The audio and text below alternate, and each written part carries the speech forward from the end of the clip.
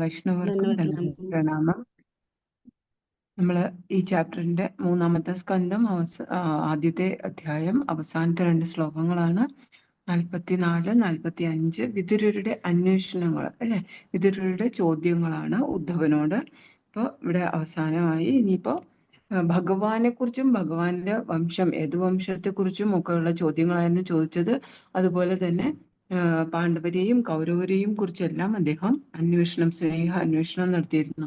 ഓരോരോ വ്യക്തികളുടെയും പേരുകൾ എടുത്തു പറഞ്ഞ് അദ്ദേഹം അന്വേഷിച്ചിരുന്നു. ഇവിടെ പറയുന്നത് എന്താണ്? ഭഗവാന്റെ പ്രത്യക്ഷപ്പെടൽ. അജസ്യ, ഭഗവാൻ എന്തില്ല? 44-ാമത്തെ ശ്ലോകത്തില് ഭഗവാൻ അജനാണ് അല്ലെ. ഭഗവാന് പുതുതായിട്ട് ജന്മം എടുക്കുന്നില്ല, ജനിക്കുന്നില്ല. അതാണ് അജൻ എന്ന് പറയുന്നത്. അപ്പൊ ഭഗവാന്റെ പ്രത്യക്ഷപ്പെടൽ പലപ്പോഴും ഭഗവാൻ അവതാരിയാണ് അല്ലെ. അവതാരി ഭഗവാനാണ്. അഹം സർവസ്യ പ്രഭവോ എന്ന് ഭഗവാൻ പറയുന്നുണ്ട്. ഭഗവാനാണ് എല്ലാറ്റിന്റെയും ഉറവിടം. എല്ലാം ഉദ്ഭവിക്കുന്നത് ഭഗവാനിൽ നിന്നാണ്. അപ്പൊ എല്ലാ അവതാരങ്ങളും വന്നിരിക്കുന്നത് എവിടെ നിന്നാണ്? അവതാരിയായ ഭഗവാനിൽ നിന്നാണ്. ഉറവിടത്തെയാണ് അവതാരി എന്ന് പറയുന്നത്. അപ്പൊ ഓരോന്നോരോന്ന് അതിൽ നിന്ന് വരുമ്പോൾ അതിനെ എന്തെന്ന് പറയും? അവതാരങ്ങൾ എന്ന് പറയും. അപ്പൊ ഭഗവാൻ എന്ന് പറയുന്നത് അവതാരിയാണ്. ആ ഭഗവാൻ സ്വയം എന്ത് ചെയ്തു? അവതരിച്ചു അല്ലെ. അപ്പൊ അതാണ് ഇവിടെ ഭഗവാന്റെ പ്രത്യക്ഷപ്പെടൽ എന്ന് പറയുന്നത്. അജസ്യ ജന്മോത്പഥനാശനായ, അഹങ്കാരികളുടെ സർവനാശത്തിന് കാരണമായി. അപ്പോ അങ്ങനെയാണ് വന്നിരിക്കുന്നത് ഭഗവാൻ എന്നുള്ളത് പറഞ്ഞിട്ടുണ്ട്. എവിടെയാ പറയുന്നത്? 4.8 ഗീതയിലും പറയുന്നുണ്ട് അല്ലെ. പരിത്രാണായ സാധുന വിനാ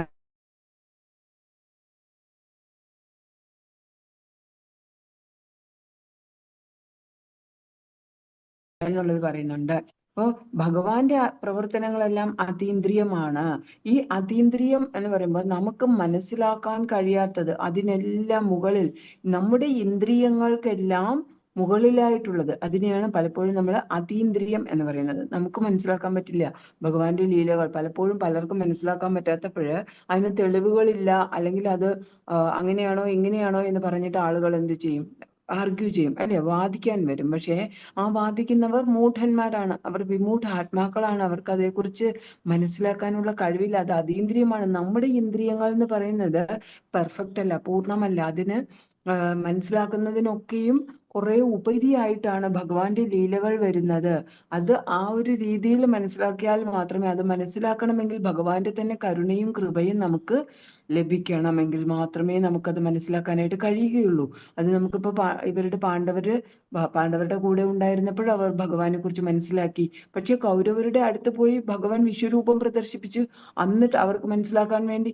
എന്നിട്ട് പോലും ദുര്യോധനനോ അല്ലെങ്കിൽ ധൃതരാഷ്ട്രരോ അവരുടെ ഉൾക്കണ്ണ് തുറന്നില്ല, ഭഗവാനാണെന്ന് അവർ മനസ്സിലാക്കിയില്ല. അപ്പൊ മനസ്സിലാക്കേണ്ടവർ കുറെ പേര്, പൂത്തോരുണ്ട്, അക്രൂരനുണ്ട് അല്ലെ. അങ്ങനെ ഒരുപാട് ആളുകൾ ഭഗവാന്റെ ആ അതീന്ദ്രിയമായ ലീലകൾ മനസ്സിലാക്കി. പക്ഷെ എല്ലാവർക്കും അത് മനസ്സിലാക്കാനായി കഴിയില്ല. ഇവിടെ നമുക്ക് ശാസ്ത്രങ്ങളിൽ അത് സുവ്യക്തമാക്കി തന്നിട്ടുണ്ട് എന്നാണ് പറയുന്നത്. ഭഗവാന്റെ പ്രവർത്തനങ്ങൾ അതീന്ദ്രിയമാണ്, നമുക്കറിയാം. ഇപ്പൊ ഗോവർദ്ധന ലീല വരുമ്പോൾ ഭഗവാൻ ആ ഒരു കുഞ്ഞു കുട്ടിയായിരിക്കുന്ന സമയത്ത് 7 വയസ്സ് പ്രായത്തിൽ എന്ത് ചെയ്യുന്നു? ഭഗവാന്റെ ഇടത് കൈയിൽ ചൂണ്ടുവിരലില് ഈ ഒരു പർവ്വതം ഉയർത്തിയിരിക്കുന്നു അല്ലെ. പക്ഷെ ഭഗവാൻ ആ ഒരു പർവ്വതം എങ്ങനെ ഇത്രയും ദിവസങ്ങളോളം അത് ഉയർത്തിയ കുഞ്ഞു വിരലിൽ ഉയർത്തി നിന്നു എന്ന് പറയുമ്പോൾ നമ്മൾ മനസ്സിലാക്കേണ്ടത് എന്താണ്? ഭഗവാൻ ഈ സർവ പ്രപഞ്ചത്തെയും ആരുടെ നിയന്ത്രണത്തിലാണ്? ഭഗവാന്റെ നിയന്ത്രണത്തിലാണ്. പിന്നെയാണോ ആ പ്രപഞ്ചത്തിലുള്ള ഒരു കുഞ്ഞു പർവ്വതം ഭഗവാൻ ഉയർത്താൻ പറ്റാത്തത് അല്ലെ. ഭഗവാൻ എത്ര പ്രായം എന്നുള്ളത് നമുക്ക് പ്രശ്നമല്ല, നമ്മളിത് ചിന്തിക്കേണ്ട കാര്യമില്ല. ഏത് പ്രായത്തിലും ഭഗവാൻ അത് കഴിയും. അപ്പൊ ഭഗവാൻ അജനാണ്, ഭഗവാന് ആ പ്രായം ബാധിക്കുന്നില്ല. അതുകൊണ്ടാണ് ഭഗവാൻ കുരുക്ഷേത്ര യുദ്ധത്തിന്റെ സമയത്തും ഭഗവാന് ജരയോ നരയോ ഒന്നും ബാധിച്ചിട്ടില്ല. 125 വയസ്സെന്ന് പറയുമ്പോഴും ഭഗവാൻ എപ്പോഴും എന്താണ്? യൗവനമാണ്, നിത്യ യൗവനമാണ് ഭഗവാൻ പറഞ്ഞിരിക്കുന്നത്. അപ്പോ ഭഗവാന്റെ ഓരോ പ്രവൃത്തിയും എന്താണ്?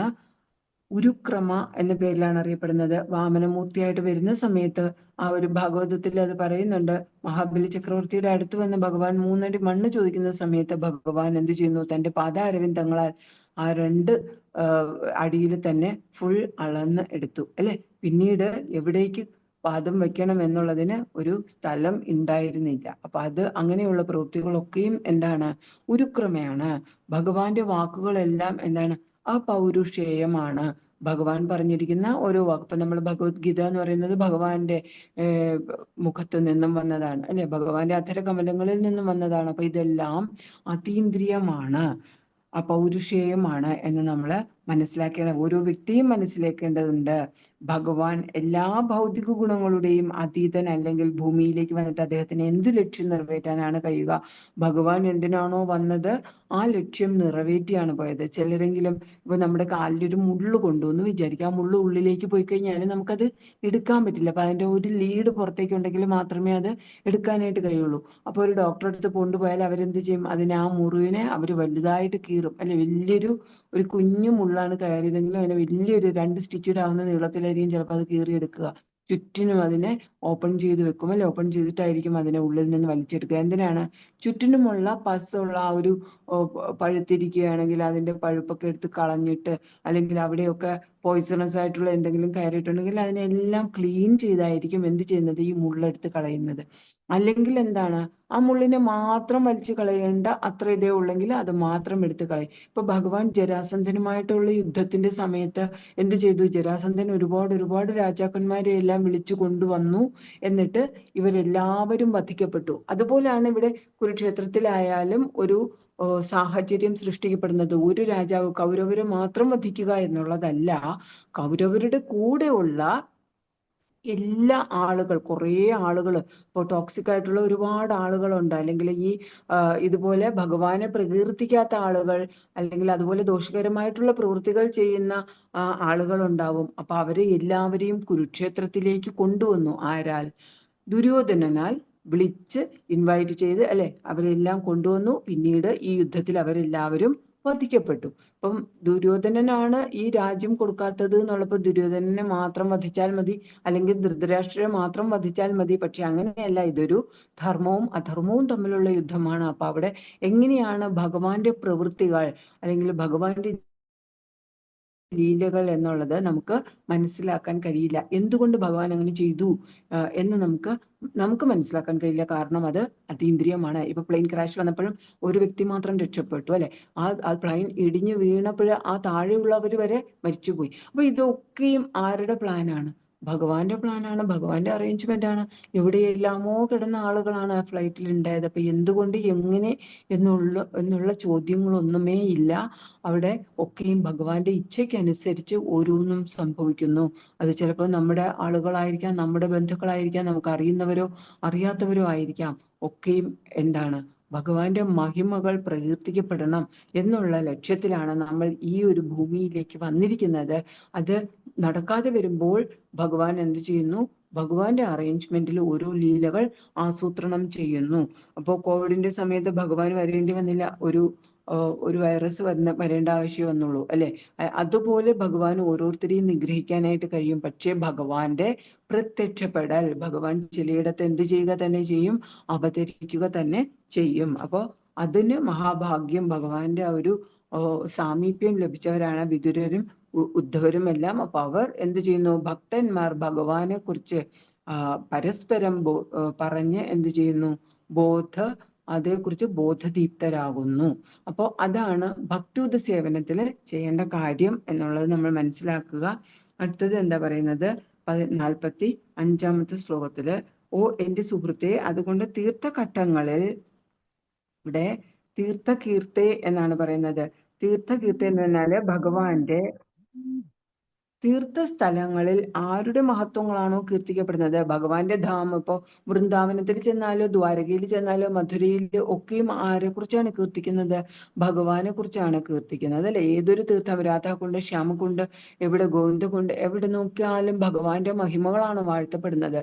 അപ്പോ ആ ഒരു രീതിയിൽ നോക്കുമ്പോൾ നമ്മൾ തീർത്ഥഘട്ടങ്ങൾ പോകുമ്പോൾ, പുണ്യസ്ഥലങ്ങളിൽ പോകുമ്പോൾ ഇതേക്കുറിച്ച് എല്ലാം പ്രകീർത്തിക്കപ്പെടേണ്ടത് എന്താണ്? ഭഗവാന്റെ മഹിമകളാണ്. ചിലപ്പോഴെല്ലാം നമ്മൾ കാണാറുണ്ട് അമർനാഥ യാത്ര അല്ലെങ്കിൽ ചതുർധാം യാത്ര ഒക്കെ പോകുന്ന സമയത്ത് ചില വണ്ടികളൊക്കെ മറിഞ്ഞു, അല്ലെങ്കിൽ ഡിവോട്ടീസ് മരിച്ചു, ഇങ്ങനെയൊക്കെ കേൾക്കാം. പക്ഷെ അതെല്ലാം ആരുടെ ആസൂത്രണമാണ്? ഭഗവാന്റെ തന്നെ ആസൂത്രണമാണ്. അപ്പോൾ ശുദ്ധഭക്തന്മാര് ആയിരിക്കാം. അപ്പൊ ആ ശുദ്ധഭക്തനെ തിരിച്ച് ഭഗവത് ധാമത്തിലേക്ക് എത്തിക്കാനുള്ള മാർഗം അതായിരിക്കാം ഭഗവാൻ ആസൂത്രണം ചെയ്തിരിക്കുന്നത് എന്ന് നമ്മൾ കരുതുക. അല്ലാതെ അവരുടെ ഭക്തി കുറഞ്ഞത് കൊണ്ടാണ് എന്ന രീതിയിൽ നമ്മൾ ചിന്തിക്കേണ്ട കാര്യമില്ല. അതുപോലെ തന്നെ ഇവിടെ പ്രഭുപാദർ നമുക്ക് പറഞ്ഞു തരുന്നുണ്ട് ഭാവാർത്ഥത്തില് ത്തിന്റെ ലക്ഷ്യം എന്താണ് എന്നുള്ളത്. തീർത്ഥകീർത്തി, ഈ തീർത്ഥങ്ങളിലെ ധാമുകളിൽ നമ്മൾ വിസിറ്റ് ചെയ്യുന്ന സമയത്ത്, പുണ്യസ്ഥലങ്ങൾ സന്ദർശിക്കുന്ന സമയത്ത് നമ്മൾ അതൊരു സൈറ്റ് സീയിങ്, നോർത്ത് ഇന്ത്യ ഒക്കെ കാണാൻ വേണ്ടിയിട്ട് പോവുക, വൃന്ദാവനമൊക്കെ കാണുമ്പോൾ ഡൽഹിയിൽ പോയിട്ട് ഷോപ്പിംഗ് നടത്തുക, ഇതല്ല ഉദ്ദേശം എന്ന് പറയുന്നത്. സൈഡിലൂടെ നമ്മൾ ചെയ്യുന്നുണ്ടാവാം, പക്ഷേ എങ്കിൽ പോലും അതിന്റെ മെയിൻ ഉദ്ദേശം എന്ന് പറയുന്നത് ഭഗവാനെ പ്രകീർത്തിക്കുക, ഭഗവാന്റെ നാമ രൂപ ഗുണ മഹിമകളെല്ലാം തന്നെ കീർത്തിക്കുക എന്നുള്ളതാണ്. പുണ്യതീർത്ഥങ്ങൾ ഭഗവാനെ ഓർക്കുക, ഭഗവാനെ സ്മരിക്കുക. മെയിനായിട്ട് ഇവിടെ ഈ ഒരു ചാപ്റ്ററും അടുത്ത ചാപ്റ്ററുമായിട്ട് കണക്ട് ചെയ്യുന്നത് തന്നെ എന്താണ്? ഭഗവാന്റെ ധാമം, ഭഗവാനെ കുറിച്ച് ഓർക്കുക, ഭഗവാനെ സ്മരിക്കുക എന്നുള്ളത് ഈ ചാപ്റ്ററിൽ, ഈ ഒരു ശ്ലോകത്തിൽ പറഞ്ഞു നിർത്തുന്നു. ഇനി അടുത്ത ശ്ലോകം മുതൽ ഉദ്ധവരാണ് അടുത്ത ചാപ്റ്ററിൽ അടുത്ത ശ്ലോകത്തിൽ ശുകദേവ് ഗോസ്വാമി ഇടപെടുന്നുണ്ട്. അതിനുശേഷം മെയിനായിട്ട് എന്താ പറയുന്നത്? ഉദ്ധവര് ഭഗവാനെ സ്മരിച്ചുകൊണ്ട് വിതറിയിട്ട് ചോദ്യങ്ങൾക്ക് ഉത്തരം പറയുന്നതാണ് നമുക്ക് കാണാൻ കഴിയുന്നത്. അപ്പൊ ആ സമയത്ത് ഉദ്ധവർക്ക് പെട്ടെന്ന് പറയാൻ കഴിയുന്നില്ല. കാരണം നമുക്കിപ്പോ എന്തെങ്കിലും ഒരു വിഷമമുള്ള ഒരു കാര്യം വന്നാൽ പെട്ടെന്ന് നമുക്ക് പറയാൻ ചിലപ്പോൾ ആൻസർ പറയാൻ പറ്റില്ല, അല്ലെ? നമ്മള് ഗദ്ഗത കണ്ഠരായി എന്ന് പറയും, അല്ലെ? ശബ്ദം നമുക്ക് ഇടറിപ്പോകും, നമ്മുടെ തൊണ്ടയൊക്കെ ഇടറും, അല്ലെങ്കിൽ കുറച്ച് നമുക്ക് സങ്കടമൊക്കെ വരും, വിഷമം കാരണം നമുക്ക് പറയാൻ പറ്റില്ല. അപ്പൊ നമ്മൾ കുറച്ചൊന്ന് പോസ് ചെയ്ത് കുറച്ച് സമയം എടുത്ത് നിർത്തി എന്നൊക്കെ ആയിരിക്കും പറയാ, അല്ലെ? അപ്പൊ അതുപോലെയാണ് ഇവിടെ ഉദ്ധവരെന്താണ്, ഉന്മാദാവസ്ഥയിലേക്ക്, ഭഗവാനെ കുറിച്ച് ഓർക്കുമ്പോൾ തന്നെ എന്തിലേക്ക് പോകുന്നു? ഉന്മാദാവസ്ഥയിലേക്ക് പോകുന്നു. അപ്പോ അതിനുശേഷമാണ് പിന്നീട് ഉദ്ധവര് പറഞ്ഞു തുടങ്ങുന്നത്. പെട്ടെന്ന് പറയാനായിട്ട് കഴിയുന്നില്ല, കാരണം ഭഗവാൻ അവരുടെ എല്ലാം ഹൃദയത്തിൽ അത്രയ്ക്കും വാസം ഉറപ്പിച്ചവരാണ്. ഭഗവാനുമായിട്ടുള്ള ഒരു അറ്റാച്ച്മെന്റ് അത്രയ്ക്കാണ്. ഭഗവാൻ എവിടെ പോയി കഴിഞ്ഞു? ഭഗവത് ധാമത്തിലേക്ക് പോയി കഴിഞ്ഞു. അപ്പൊ ഭഗവാനുമായിട്ടുള്ള ഒരു സെപ്പറേഷൻ, വിരഹം അവർക്കെല്ലാം അനുഭവപ്പെടുന്നുണ്ട് എന്നുള്ളത് നമുക്ക് അടുത്ത ചാപ്റ്റേഴ്സിലെല്ലാം മനസ്സിലാക്കാനായിട്ട് കഴിയും. അപ്പോൾ ഇവിടെ നമ്മൾ പ്രധാനമായിട്ട് ഈ ഒരു ശ്ലോകത്തിൽ മനസ്സിലാക്കേണ്ടത് തീർത്ഥാടനത്തിന്റെ ലക്ഷ്യം എന്താണ്? ഭഗവാൻ തീർത്ഥകീർത്തിയാണ് ഭഗവാൻ. ഈ തീർത്ഥങ്ങളെല്ലാം വിസിറ്റ് ചെയ്യുമ്പോഴും നമ്മൾ എന്ത് ചെയ്യണം? ഭഗവാനെ സ്മരിക്കുകയും ഭഗവാനെ പ്രകീർത്തിക്കുകയും വേണം. പിന്നീടായാലും ഭഗവാന്റെ മഹിമകൾ പ്രകീർത്തിക്കപ്പെടണം. അല്ലാതെ നമ്മൾ സൈറ്റ് സീയിങ്ങിന് പോകാൻ പാടില്ല എന്ന് ഈ ഭാവത്വത്തിൽ മാത്രമല്ല ഇനി അങ്ങോട്ടുമുള്ള ഭാവത്വങ്ങളിലൊക്കെയും ശ്രീല പ്രഭുപാദർ നമുക്ക് പറഞ്ഞു തരുന്നുണ്ട്. പലപ്പോഴും നമ്മൾ വൃന്ദാവനത്തിലൊക്കെ വീണ്ടും വീണ്ടും പോകുമ്പോൾ ആ ഒരു സ്ഥലങ്ങളൊക്കെ കാണാനും അവിടുത്തെ എന്തെങ്കിലുമൊക്കെ പർച്ചേസിംഗ് ഒക്കെ ചെയ്യാനും ആ ഒരു രീതിയിൽ നമ്മൾ ചിലപ്പോഴെങ്കിലും വൈഷ്ണവരായിരിക്കില്ല, അല്ലാതെ ധാരാളം ആളുകൾ പോകാറുണ്ട്, അല്ലെ? ചതുർധാം വിസിറ്റ് ഒക്കെ പോകാറുണ്ട്. അപ്പൊ അങ്ങനെ ചതുർധാം മാത്രമല്ല, ഏതൊരു സ്ഥലമായാലും സ്ഥലം കാണുക എന്നുള്ളതല്ല ഇതിന്റെ പ്രധാനം എന്ന് പറയുന്നത്, ഭഗവാനെ പ്രകീർത്തിക്കുക എന്നുള്ളത് നമ്മൾ മനസ്സിലാക്കേണ്ടതാണ്. ഹരേ കൃഷ്ണ. ഹരേ കൃഷ്ണ. പേജ് നമ്പർ 651 നമുക്ക് തുടങ്ങാം. യഥാർത്ഥത്തിൽ അദ്ദേഹം GBC അംഗങ്ങളെ വിളിച്ചു കൂട്ടിയത് അവർക്ക് അദ്ദേഹത്തിന് വേണ്ടി കീർത്തനം നടത്താൻ കഴിയുമല്ലോ എന്ന് കരുതിയാണ്. ഇപ്പോൾ അന്നത്തെയേക്കാൾ കൂടുതലായി അദ്ദേഹത്തിന് വേണ്ടിയിരുന്നത് തിരുനാമമാകുന്ന ഔഷധമാണ്, ഡോക്ടർമാരുടെ ഔഷധമല്ല.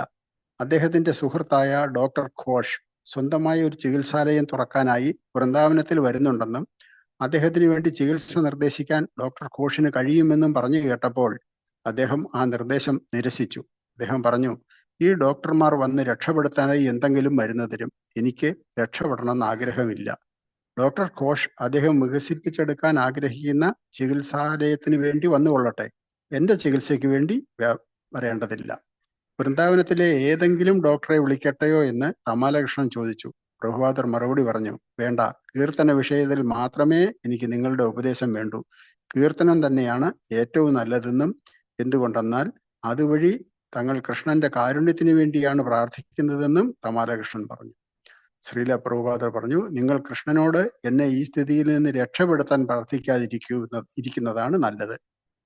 ഞാൻ ഇപ്പോൾ തിരിച്ചു പോയിക്കൊള്ളട്ടെ. ഹരികേശനോട് വൃന്ദാവനത്തിലേക്ക് ചെല്ലാൻ ആവശ്യപ്പെട്ടപ്പോൾ ഏറ്റവും പ്രതികൂലമായ സംഭവവികാസം പ്രതീക്ഷിച്ചു കൊള്ളാൻ ഭക്തന്മാർ പറഞ്ഞിരുന്നു. പെട്ടെന്ന് തന്നെ അദ്ദേഹം പ്രിന്ററുമായി സമ്പർക്കം